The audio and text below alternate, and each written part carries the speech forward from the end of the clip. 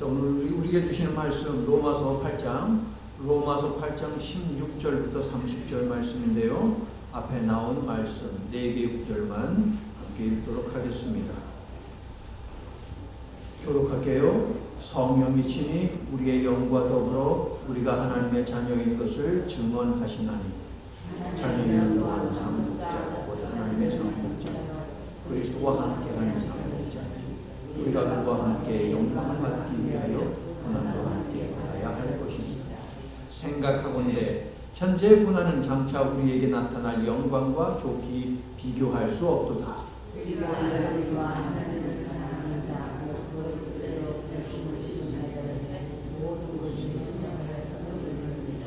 아멘. 제가 좋기라고 하는 단어를 넣었는데 여러분 성경 18절에 좋기라고 넣어두시면은 더 도움이 될 것입니다.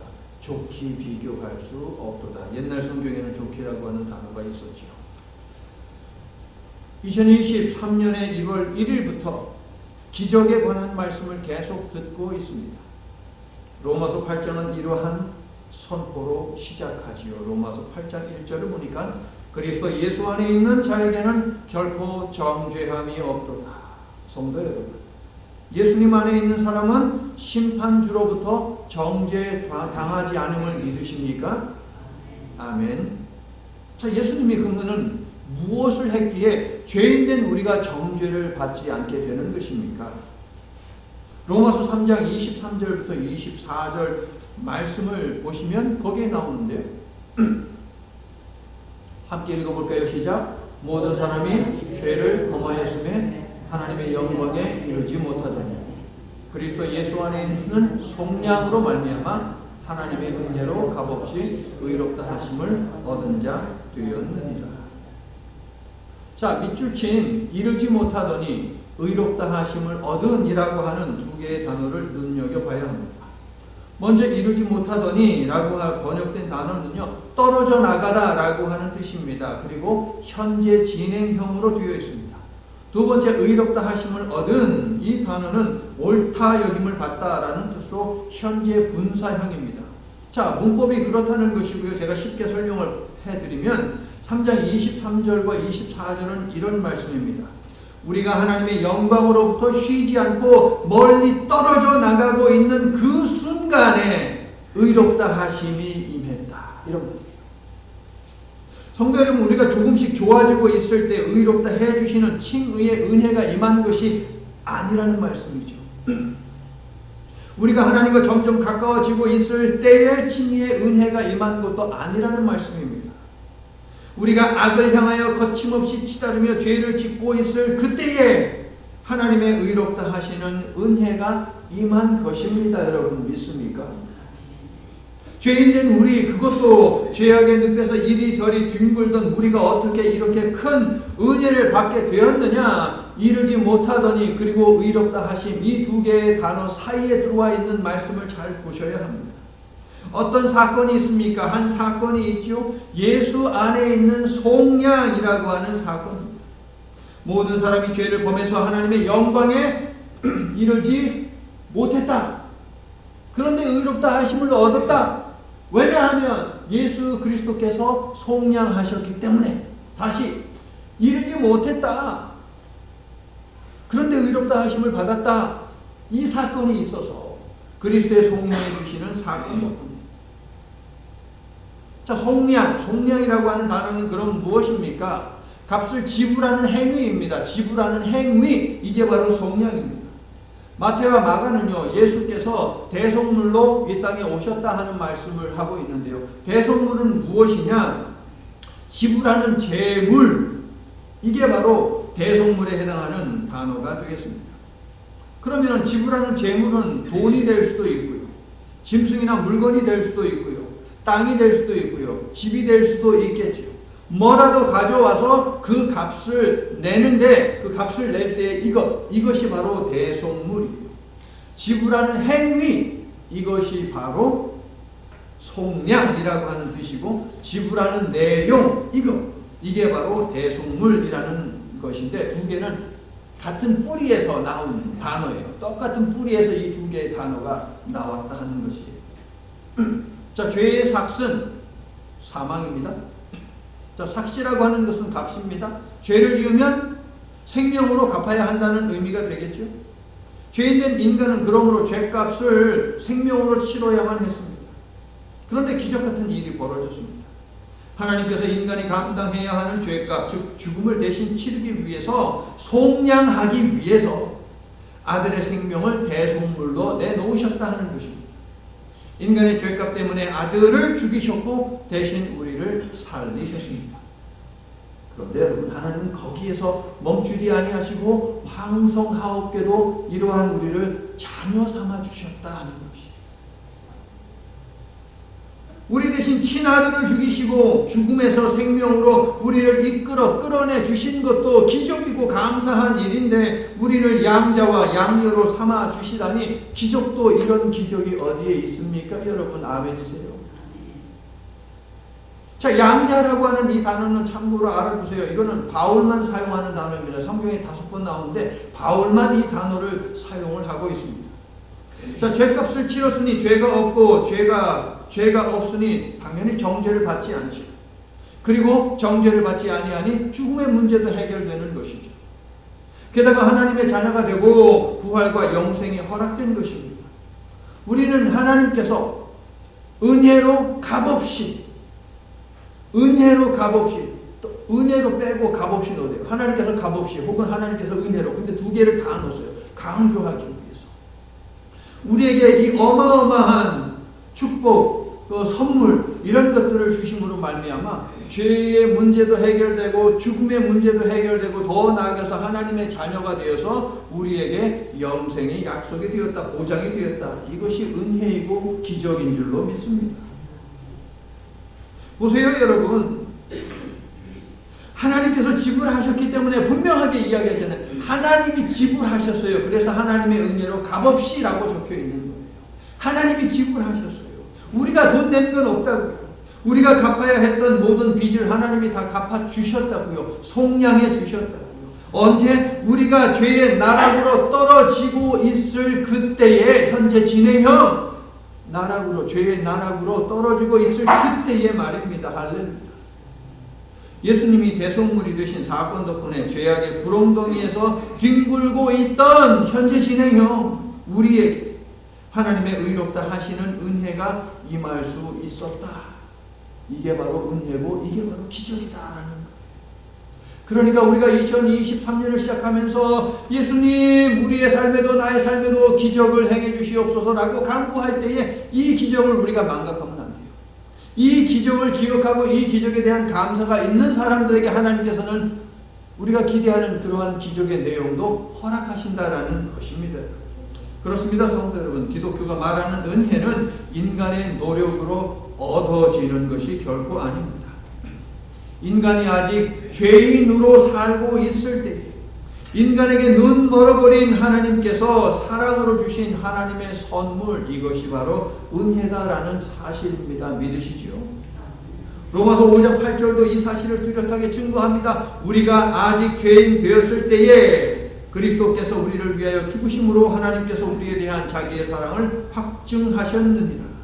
성도 여러분, 예수님의 속량이 우리에게 임했습니다. 언제요? 우리가 아직 죄인 되었을 때에, 우리가 뼛속까지 죄인 되었을 때에 하나님의 속량하시는 은혜가 임했다라고 하는 것입니다. 할렐루야. 고난 속에서 기적을 바라다. 저는 하나님께서 저의 삶 속에서 기적을 행해 주시기를 바라고 있는데, 여러분도 바라고 계십니까? 자, 우리가 기적을 바라는 이유는 무엇입니까? 우리가 기적을 바란다라고 하는 것은 우리의 삶 속에 고난이 있다는 의미예요. 고난이 있고 어려움이 있기 때문에, 우리의 능력을 해결할 수 없는 무언가가 있기 때문에 하나님이 개입하여 주셔서 그 문제를 다루어 주시기를 바라는 마음, 이것이 하나님이 기적을 행해 주시고자 기도하고 간구하고 소망하는 마음 아니겠습니까? 자, 그렇다면 기적 같은 은혜를 받았지만 삶 속에서 여전히 고난을 경험하며 사는 우리는 어떻게 살아야 하느냐라고 하는 것입니다. 우리는 고난이 힘든 것을 이미 잘 알고 있습니다. 그런데 문제는 무엇입니까? 오늘 18절 말씀을 보니까 고난이라는 단어 앞에 있는 그것이 문제입니다. 현재의 고난. 우리는 영광이 좋은 것을 압니다. 그리고 그래서 우리는 영광을 사모하죠. 그런데 문제는 영광 바로 앞에 있는 단어입니다. 지금 당장 주시는 영광이 아니라 장차 나타날 영광입니다. 그러하기 때문에 고난은 유익이 아니라 여전히 고난이며 기쁘기는커녕 힘들고 싫습니다. 맞습니까? 17절을 보세요. 하나님의 자녀 되었기 때문에 우리는 그리스도와 공동 상속자로서 그리스도와 함께 영광을 받게 될 것이라고 하는 엄청난 특권과 특혜를 적고 있어요. 17절.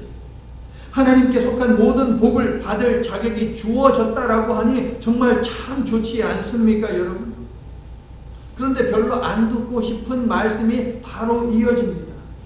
이 영광을 받기 위해서는 고난도 함께 받아야 한다. 자, 여러분, 솔직히 영광은 좋은데 고난은 노 땡스 아닙니까? 저는 그런데 여러분도 그렇습니까? 하지만 하나님이 주시는 영광은 고난을 수반하기도 하니 자녀된 우리에게도 고난은 찾아오긴 마련이고 불가피합니다. 하나님을 믿고 의지하고 전적으로 신뢰해도 우리의 삶에도 여전히 고난이 찾아오는데 세상 사람들에게 고난이 찾아오는 것과는 다른 이유입니다. 하나님이 우리들에게 영광을 주시기 위해서 고난도 주시더라라고 하는 거예요. 세상 사람들은 어떻게 이야기합니까? 어차피 고난 없는 인생은 없어. 이렇게 말을 하죠. 그런데 우리는 그렇게 이야기하지 않습니다. 영광을 주시기 위해서 하나님이 우리들에게 고난도 주신다라고 우리는 이야기를 해야 맞습니다. 여러분, 침울해하지 마시고 18절로 얼른 넘어가야 됩니다. 17절 마지막 읽고서 거기서 멈추면 안 된다고요. 18절로 넘어가야 된다. 오늘 우리가 경험하고 있는 고난은 우리를 향해 달려오고 있는 영광과 비교할 때에 차이가 보이지 않을 정도로 작다라고 알려주는 것이에요. 18절을 읽어주세요. 시작.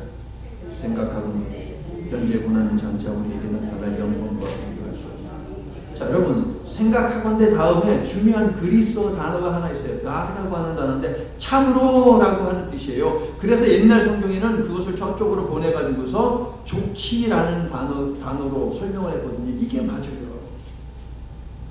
좋기 비교할 수 없다. 이게 맞아요. Indeed, 정말 비교할 수 없다는 것이죠. 이 말씀에는 우리가 하나님의 것을 받을 상속자이지만 삶 속에서 고난을 당하고 있음을 하나님께서 알고 계신다라는 사실이 전제가 되어 있어요. 다시 우리는 하나님께서 주실 모든 선물을 상속받을 상속자이지만 그럼에도 불구하고 상속자인 우리의 삶에도 고난이 있음을 하나님은 이미 알고 계신다. 이것이 전제가 되어 있다고 해요. 감찰하시는 하나님이시니 우리가 사는 삶뿐만 아니라 삶을 통해서 우리가 무엇을 생각하는지 어떻게 느끼는지 이것도 다 알고 계시는 것 맞지요, 여러분? 아멘. 생각하건대. 자, 이것은 무엇이냐면은 옛날 이 성경을 기록하던 시대에 회계사들이 줄을 2개를 긋습니다. 세로로 줄을 2개를 긋습니다. 그리고 한쪽에는 손해가 있느냐 없느냐, 다른 한쪽에는 이익이 있느냐 없느냐 적는 거예요. 적어가지고서 그래서 비교를 하는 것이었습니다. 쉽게 말해서 저울을 놓고요. 저울 한쪽에다가 현재의 고난을 올려놓습니다. 그리고 저울 다른 쪽에다는 나타날 영광을 갖다가 올려놓는 거예요. 그런데 우리 눈에 볼 때에 지금 현재 보이는 현재 이 고난이 너무 큽니다. 너무 커요. 그리고 나타날 영광이기 때문에 우리 눈에는 안 보여요. 안 보입니다. 그런데 바울은 하는 말이 뭐냐면 생각하건대 이 단어를 통해서 하는 이야기가 뭐냐면은 자, 여기 엄청나게 무거운 우리 눈에 막 보이는 이 현재 고난이 있습니다. 그런데 다가오고 있는 나타날 그 영광을 올리자마자 어떻게 되는지 아세요? 이걸 올리자마자 이 다가오는 영광을 올리자마자 여기 엄청나게 무거웠던 것이 갑자기 휙 하고 날아가더라라고 하는 그 이야기를 하는 것이에요. 순간 튕겨 올라 사라져버린다라는 것이죠. 성경에서 41번 나오는 생각하건대 라고 하는 이 단어는 바울이 참으로 즐겨하는 단어입니다. 왜냐하면 41번 가운데 바울이 34번이나 사용을 하더라고요. 제가 확인을 해보니까.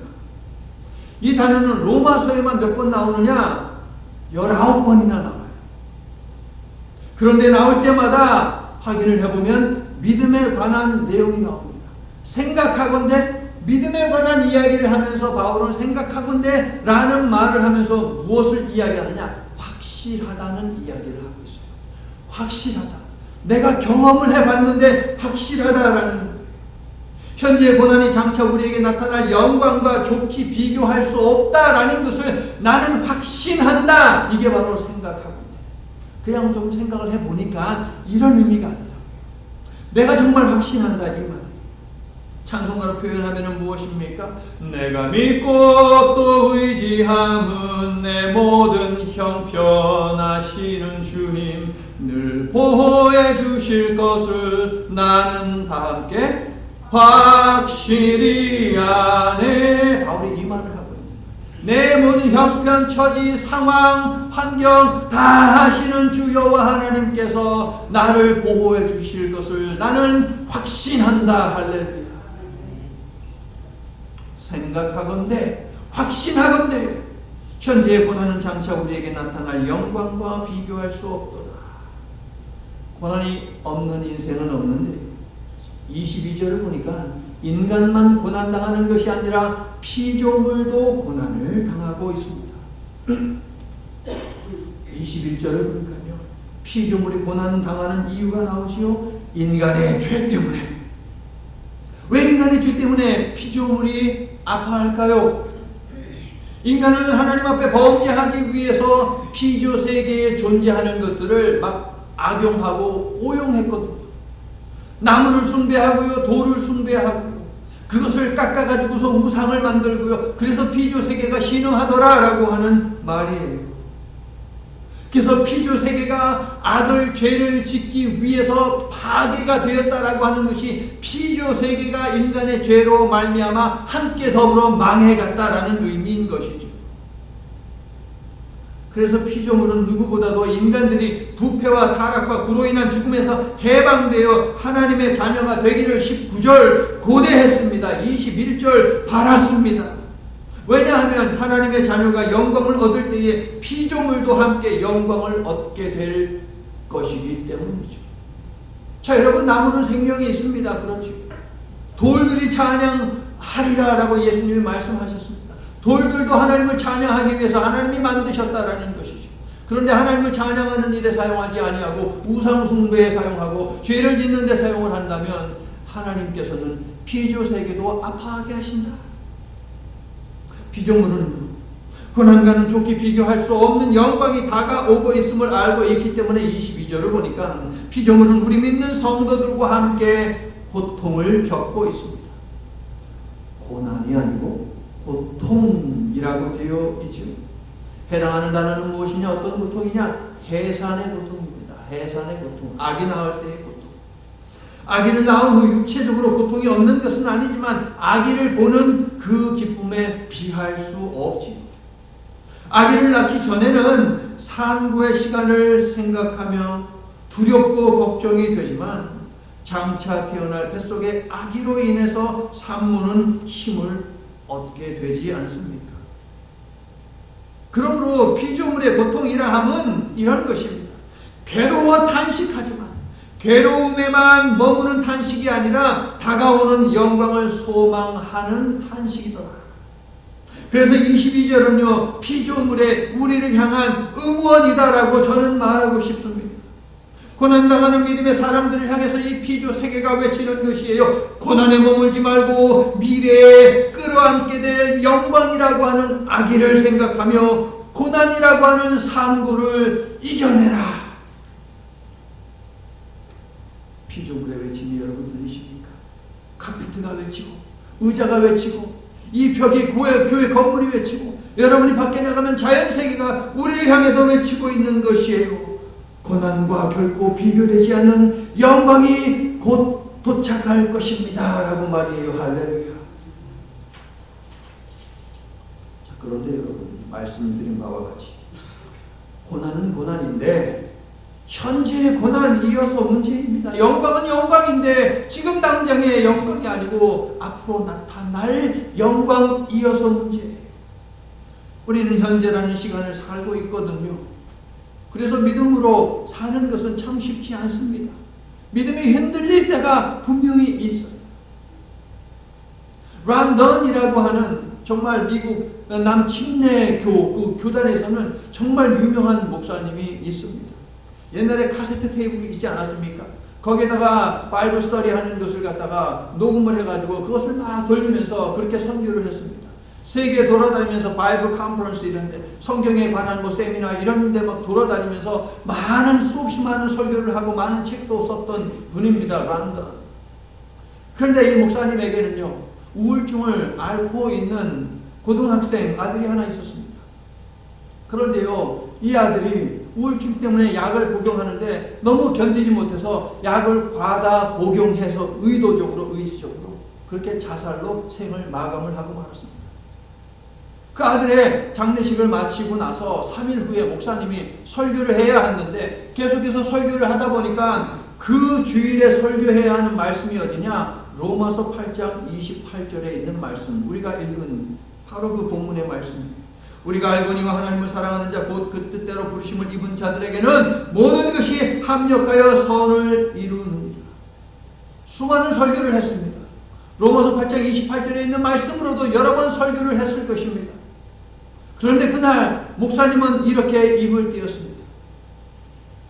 지금 내가 세상에서 가장 믿을 수 없는 말씀이 바로 이 말씀입니다. 모든 것이 합력하여 선을 이루다니요. 내 아들이 죽었는데, 그것도 자살했는데, 아비로서 그 아들을 지키지 못했는데 뭐가 합력해서 선을 이룬단 말입니까? 성도 여러분, 고난 중에 있을 때 우리가 하나님을 사랑하는 것은 쉽지 않습니다. 마음이 무너지고 하나님이 원망스러울 때 있어요. 그렇다고 해서 그 사람이 믿음이 없다, 적다, 우리는 그렇게 말을 하고 평가를 하고 그래서는 안 됩니다. 이런 우리를 너무나 잘 아시기 때문에 하나님은 25절에서 너희가 참음으로 기다려야 한다라고 말씀하시죠. 25절. 그러나 고난의 때에 믿음으로 견디는 일은 쉽지 않습니다. 우리의 믿음은 종종 흔들리고 우리는 실족합니다. 동의하시죠? 성도 여러분, 흔들리는 믿음을, 실족하는 믿음을 내가 붙들려고 하면 안 돼요. 내 힘으로, 내 의지로는, 내 믿음으로는 안 됩니다, 여러분. 불가능합니다. 작심삼일입니다. 그래서 흔들리는 믿음을 붙드는 일을 하나님께서 주도하신다라는 것입니다. 믿습니까? 믿으셔야 돼요. 제가 그것을 증명해 보여드릴게요. 29절과 30절 보세요. 이 두 개의 구절이 이 사실, 즉 하나님이 주도적으로 모든 것을 하신다는 것을 우리들에게 명확히 보여주는데, 안타까운 것은 우리가 한국말을 하다 보면 주어를 생략해요. 영어는 주어 생략하지 않습니다. I am hungry라고 하지 배고파 이렇게 말하지 않습니다. I am hungry입니다. 그런데 우리 한국말은 스타일이 주어를 생략해요. 그래서 글을 쓸 때에도 주어를 생략하고 이 성경이라고 하나님의 말씀을 기록하는데도 주어를 생략을 하고 있어요. 제가 주어를 살려서 읽어드릴 테니 29절과 30절 여러분 보세요. 하나님이 미리 아신 자들, 하나님의 아들의 형상을 본받게 하기 위하여 또한 하나님이 미리 정하셨으니 이는 하나님의 아들을 많은 형제들 중에서 맏아들이 되게 하려 하심이니라. 또 하나님이 미리 정하신 자들을 또한 하나님이 부르시고 하나님이 부르신 자들을 또한 하나님이 의롭다 하시고 하나님이 의롭다 하신 자들을 또한 하나님이 영화롭게 하십니다. 하나님이 주도적으로 일하시니 느껴지지 않습니까? 저는 막 목이 메어 올라오죠. 하나님이 주도적으로 모든 것을 하고 계시는 이 모습을 보세요. 하나님이 구체적으로 무슨 일을 하시는지 5가지 굉장히 중요한 일을 하심을 우리에게 보여줍니다. 미리 하셨다, 예지. 미리 정하셨다, 예정. 부르셨다, 소명. 의롭다 하셨다, 칭의. 그리고 영화롭게 하셨다, 영화. 자, 그런데 여러분, 여기에 있는 것들 가운데 영화, 이것은 우리 앞에서 17절, 18절에 나오는 영광이라는 단어와 똑같은 단어예요. 영광, 영화 똑같은 단어예요. 그런데 영광, 장차 나타날 아직 오지 않았어요. 영화롭게 하는 것도 아직은 아니에요. 미래예요. 그러면 미래 시제로 써야 하는 것이 맞는 일이죠. 그런데 30절 그 부분을 여러분 보세요. 어떻게 되어 있어요? 영화롭게 어떻게? 하셨느니라. 과거형으로 나오고 있습니다. 과거 형태입니다.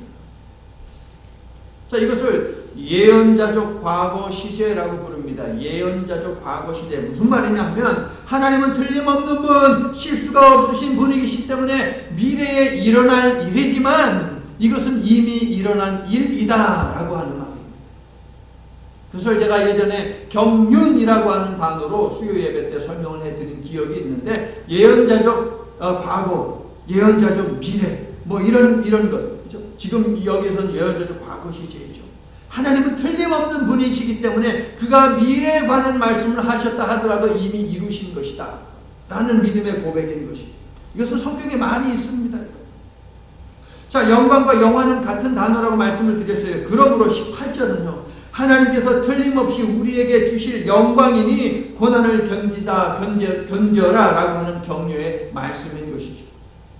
성도 여러분, 하나님께서는 우리를 주도적으로 이미 붙들고 계십니다. 뿐만 아니라 26절과 27절을 보니까 성령을 통해 도와주신다라고 말씀을 하고 있습니다. 여러분 8장을 읽어보잖아요. 성령께서 하시는 여러 사역들이 쫙 기록이 되어 있어요. 26절, 지금도 성령님은 우리를 위해 무엇을 하시느냐? 탄식하신다. 우리를 위해 무엇을 하시느냐? 친히 하나님께 간구하신다라고 되어 있습니다. 믿으시기를 축원합니다. 여러분을 위해서 지금 이 시간에도 성령님은 여러분을 위해서 탄식을 하고 여러분을 위해서 친히 하나님께 간구하고 있다고요, 여러분.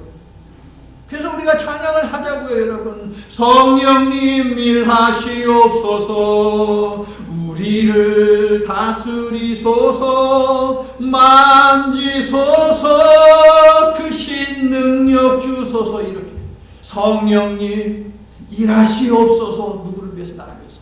힘들 때 여러분 찬양하세요. 성령님 일하시옵소서, 하나님의 자녀된 나를 위해서 일하시옵소서라고 말입니다. 자, 26절과 27절은요. 성령으로 도우신다라고 하는 말씀을 하고 있지요. 29절과 30절은요. 주도적으로 하나님께서 일하신다라고 하는데 그 사이에 있는 28절 말씀을 보세요. 첫 번째 어떻게 시작합니까? 28절. 우리가 알거니와. 우리가 누구입니까? 하나님을 사랑하는 자, 곧 그 뜻대로 부르심을 입은 자들입니다. 그런데요, 주권적으로 일하시는 하나님의 섭리를 우리가 어떻게 합니까? 우리가 알거니와. 하나님을 우리가 어떻게 알아요? 하나님의 주권적인 사역을 우리가 어떻게 합니까, 여러분? 그런데 바울은 우리가 안다고 이야기를 하고 있어요. 우리가 안다. 안다에 해당하는 단어는요, 여러분, 지식적으로 아는 암이 아닙니다. 경험적으로 아는 암, 이게 바로 오이다라고 하는 단어예요. 그리스도 오이다. 여기 안다라고 하는 단어는요, 지식적으로 아는 것이 아니라 경험적으로 아는 거예요. 우리의 지성으로는 하나님의 주도적 역사를 맞습니다. 경험할 수 없어요. 알 수 없어요. 하지만 성령께서 지혜를 주시고 도우시니 우리의 지성을 넘어 확신하게 해주시더라. 이게 바로 우리가 알거니와 라는 뜻이에요. 나는 확실히 아네. 이걸로 아는 게 아니고 경험으로 안다라고 하는 거예요. 이것이 여러분 찬송가에 있는 안다 성경에서 하나님을 안다 이 고백이에요. 관계 속으로 들어간다라는 단어예요. 그 구약의 용어로 이야기하면 하나님과의 관계로 들어가는 게 뭔데? 경험적으로 아는 것이죠, 여러분. 지식적으로 아는 것이 아니죠. 자, 그러면 뭘 안다고요? 우리가 알거니와 뭘 안다고요?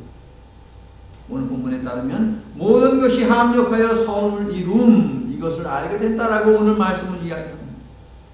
오늘 우리가 부른 찬송가 384장 1절에 이러한 가사가 있죠. 무슨 일을 만나든지 만사형통하리라.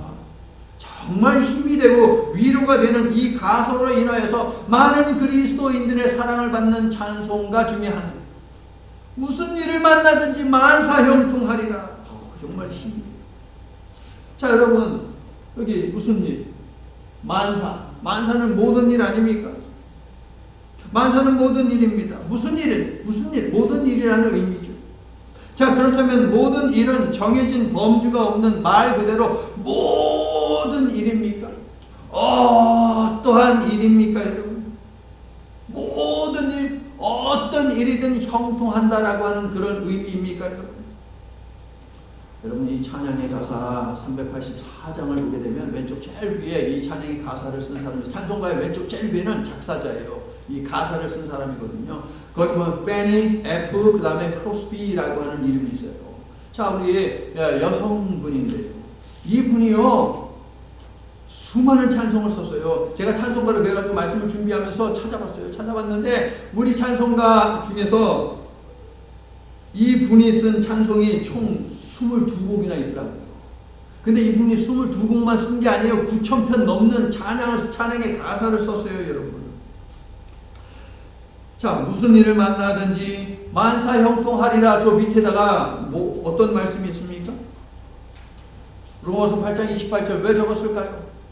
무슨 일을 만나든지 만사 형통하리라. 저 고백은 로마서 8장 28절을 토대로 고백을 하는 내용이거든요. 우리가 알거니와 하나님을 사랑하는 자 곧 그의 뜻대로 부르심을 입은 자들에게는 모든 것이 합력하여 선을 이루느니라. 그러면 크로스비 이 여사님의 삶은 어떠했을까? 여러분, 비참했습니다.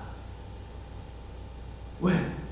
생후 6개월에 눈에 염증이 생겼는데 이것을 제대로 치료를 하지 못해서 평생을 시각장애인으로 살았어요. 평생을.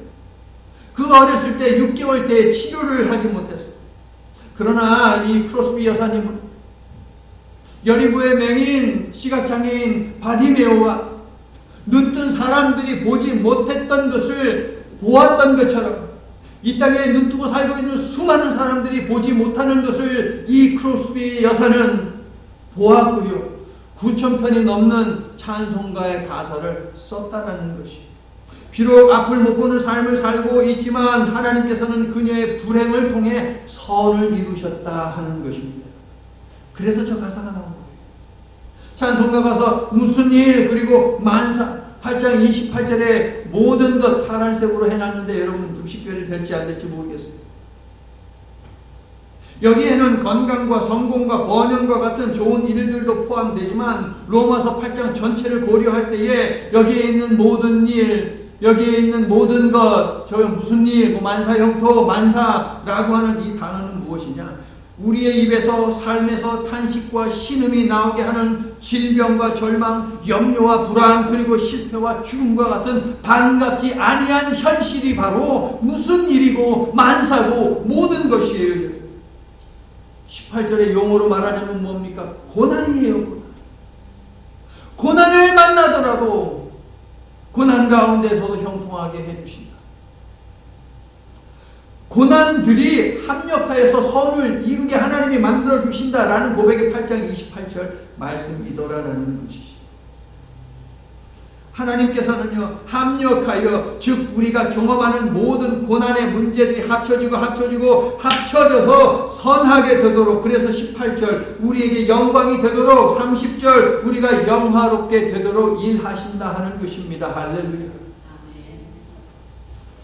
무슨 일을 만나든지 만사 형통하리라. For I know whatever before me, Jesus doeth all things well. 예수께서 모두 합하여 평안이든 고난이든 슬픈 일이든 기쁜 일이든 그 모든 일들을 예수께서 합해서 선하게 잘 되게 하심을 나는 믿네 라고 고백을 하는 거예요. 앞을 못 보는 불편과 불만과 불안 가득한 삶이 합쳐지면 죽는 것 외에는 답이 없었지만 예수께서 나를 위해 그리고 나를 통해 생명의 길을 열어주심을 나는 믿는다네. 이 고백이 저와 여러분의 믿음의 고백이 될 수 있기를 예수님의 이름으로 간절히 축원합니다. 이제 말씀을 마칩니다. 성도 여러분, 고난이 너무 크게 느껴집니다. 우리 눈에는 하나님의 손길 나타날 영광이 안 보이고 현실만이 눈에 들어옵니다. 그때 오늘 본문과 오늘 설교를 기억하십시오. 현실이 더 크게 보일 때, 현재 고난이 더 크게 다가올 때 장차 나타날 영광을 믿음으로 바라보며 하나님의 주도적으로 일하심을 위해 간구하시기를 바랍니다. 성령님이 여러분을 위해서 단식하고 여러분을 위해서 응원하며 여러분을 위해서 하나님께 친히 간절히 기도하고 있다는 사실을 기억하시기 바랍니다. 여러분은 하나님을 사랑하는 자, 곧 하나님의 뜻대로 부름을 받은 사람입니다. 로마서 8절에 다른 용어로 말하자면 여러분은 하나님의 영으로 인도받은 사람이요, 하나님의 딸이요, 하나님의 아들이요, 하나님의 양자요, 하나님의 양녀요, 하나님의 상속자입니다. 이 놀라운 신분을 갖게 된 우리에게 나타날 영광을 성령께서 우리로 하여금 경험적으로 알게 하셔서 어떤 고난도 견디며 이기도록 도와주심을 믿으시기를 예수님의 이름으로 축원합니다. 성도 여러분, 자, 오늘 설교 제목 한번 읽어주세요. 네, 고난 속에서 기적을 바라십시오. 예수 그리스도의 속량으로 우리의 신분이 바뀌었습니다. 그래서 반드시 저 밑에 있는 것, 고난에서 영광으로 상황이 바뀌게 될 것입니다. 무슨 일을 만나든지 장차 나타날 영광을 바람으로 현실 속 고난이 무슨 고난이든 넉넉히 이기며 기적을 체험하는 2023년 한 해가 되기를 우리 하나님께서, 예수님께서 그렇게 만들어 주시기를 예수 그리스도의 이름으로 간절히 축원합니다. 아멘. 다 함께 일어나셔서 찬송가 310장 부르신 후에 잠시 기도하고 축도로 예배를 마치겠습니다. 자녀된 자들이 경험하는 기쁨과 슬픔, 성공과 실패, 평안과 고난 등의 모든 것들이 결국에는 선을 이루어 영광이 되게 하시는 능력의 하나님, 오늘 말씀은 이 기적 같은 일이 오직 하나님을 사랑하는 자, 곧 하나님의 뜻대로 부르심을 입은 사람에게 일어난다고 가르치고 있습니다. 그리고 동시에 우리가 바로 그 주인공임을 일깨워 주고 있습니다. 자비하신 하나님, 고난에서 영광으로 인도하시는 은혜가, 그 기적 같은 일들이 오늘 우리의 삶에 일어나기를 간절히 바라며 기도드립니다. 우리가 하나님을 사랑하기 전 하나님이 먼저 우리를 사랑하셨다는 말씀을 우리는 믿습니다. 그러하기에 간구합니다. 이미 우리를 위해 주도적으로 일하고 계시는 하나님을 볼 수 있도록 연약한 우리의 믿음을 도우시어 우리로 하여금 일하시는 하나님의 손길을 보게 하여 주시옵소서. 고난을 참고 영광을 바라며 기어이 하나님이 주실 영광을 차지하도록 우리를 붙드시고 축복하여 주시옵소서. 이제는 죄값을 속량하기 위해 외아들 예수님의 생명을 대성물로 내놓으신 하나님 아버지의 참으로 만극하신 은혜고, 이 은혜가 성취되도록 스스로를 화목제물로 내어주신 예수 그리스도의 헤아릴 수 없는 사랑과 죄인된 우리가 이 놀라운 사랑과 은혜를 받았음을 깨닫도록 탄식하시며 우리가 구원의 반열에 이르도록 우리를 친히 위해 간구하시는 성령님의 사귐이 하나님께서 미리 하시고 미리 정하시고 부르시고 의롭다 하시고 영화롭게 하신 하나님의 귀한 자녀임을 다시 한번 깨닫고, 이러한 자녀에게는 반드시 고난 전 너머에 영광이 오고 있음을 기억하며 친교에 이어 삶의 자리로 흩어지는 모든 하나님의 자녀들 위해 고난에 맞설 저들의 믿음 위에, 영광을 바라볼 저들의 소망 위에, 그리고 하나님을 향한 저들의 사랑 위에 이제부터 영원토록 함께 해주시옵기를 간절히 축원하옵나이다. 아멘.